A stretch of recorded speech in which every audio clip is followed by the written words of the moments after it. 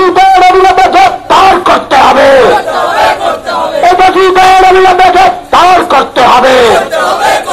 এই যাদের মাথায় দিদির হাত তারাই খাদ্যের জেলের ভাত, এই তৃণমূল আর না। কয়লা মাফিয়া, বালি মাফিয়া, খনন দেশকে অবিলম্বে গ্রেফতার করতে হবে।